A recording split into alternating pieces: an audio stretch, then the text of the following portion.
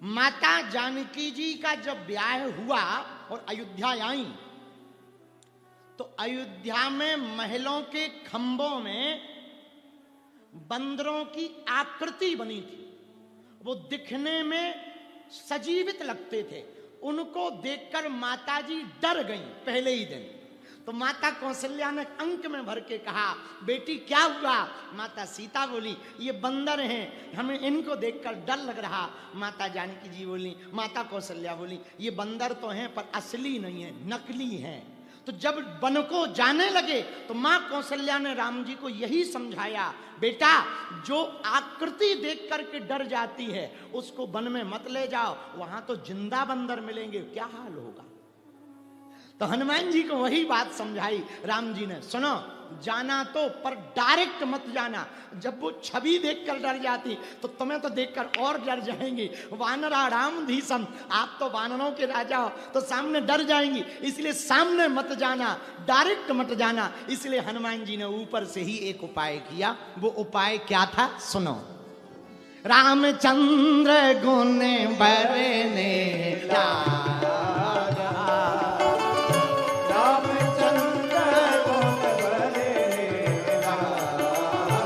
दोनों हाथ उठा के सुनते सीता कर दुख भागा, सीता कर दुख भागा।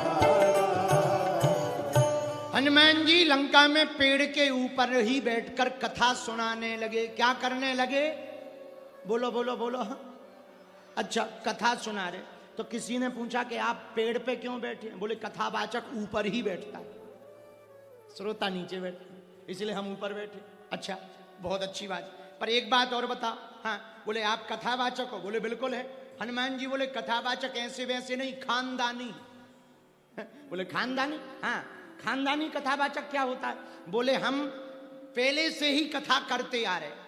हनुमान जी से किसी ने कहा, तो किसी ने कहा कि कब से कर रहे? हनुमान जी बोले हमारा एक और रूप है। बोले कौन सा?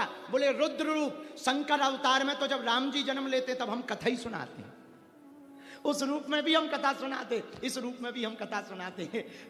रचि महेश निज मानस राखा, पायसु समय शिवासन भाखा।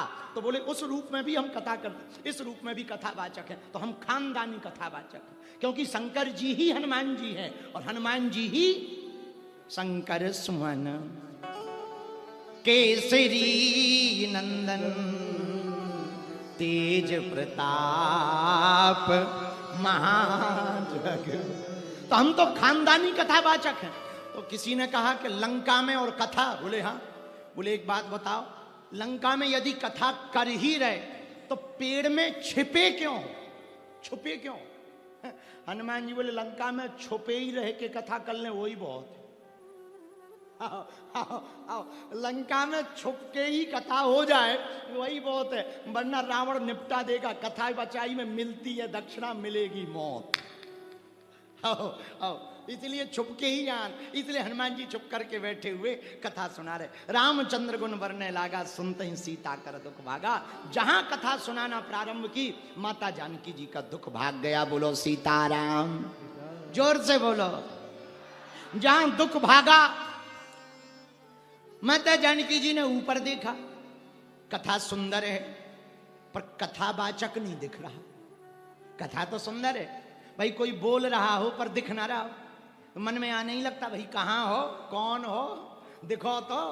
हनुमान जी की तरफ, हनुमान जी ऊपर छुपे बैठे कथा सुना रहे। माता जानकी जी बीच में ही बोली, भाई कथा तो बड़ी सुंदर है, कथावाचक कौन है, दर्शन दो। हनुमान जी बोले माता कथा ही सुन लो, कथावाचक देखने लायक नहीं। तो माता जानकी जी बोली क्यों? हनुमान जी बोले मां केवल कथा ही सुंदर है, कहने वाला तो बंदर है। वानरा राम धीसम, कहने वाला बंदर है। माता जानकी जी ने कहा फिर भी सन्मुख आओ। जैसे ही इतना कहा तो तब हनुमंत निकट चली गयऊ। जैसे ही निकट गए तो हनुमान जी बंदर, और जानकी माता ने जैसे ही देखा तो माता जानकी जी ने हनुमान जी को देखा, हनुमान जी ने माता जानकी जी को देखा। फिर बैठी मन विस्मय भयऊ, मन में विस्मय हो गया। क्या विस्मय? कहीं रावण की कोई चाल तो नहीं, कोई रावण की करतूत तो नहीं है, चाल तो नहीं, चाल। तब हनुमान जी ने अपना परिचय दिया। देखो दूत कैसा होना चाहिए मेरे पागलों, याद रखना, दूत और पूत, पूत मतलब बेटा, याद रखना, दूत वही श्रेष्ठ है जो स्वामी के नाम को बढ़ाए, और पूत वही श्रेष्ठ है जो पिता के नाम को आगे बढ़ाए। और जितने यहां पर पुत्र बैठे हैं, युवान बच्चे बैठे हैं, युवान बहनें बैठी हैं, हम सभी युवान बच्चों से, युवान बेटियों से और बहनों से और भाइयों से प्रार्थना करेंगे, मेरे पागलों, बेटा और बेटी वो महान नहीं है